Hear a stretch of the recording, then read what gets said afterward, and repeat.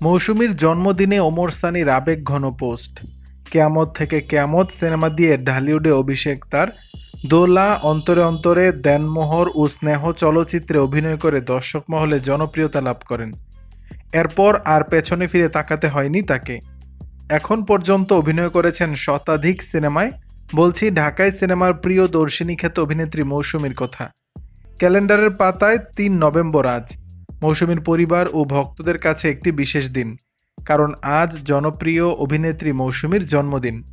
মৌসুমীর জন্মদিন এলেই তা বিশেষ হয়ে ওঠে ওমর সানির কাছে। তবে গত ২ বছর ধরেই এই দিনটি একসঙ্গে উদযাপন করতে পারছেন না তারা, কারণ মৌসুমী বর্তমানে যুক্তরাষ্ট্রে থাকেন আর ওমর সানি রয়েছেন দেশে। তাই এবারের জন্মদিনে তাদের দেখা হচ্ছে না, যদিও ভালোবাসার প্রকাশ থামেনি।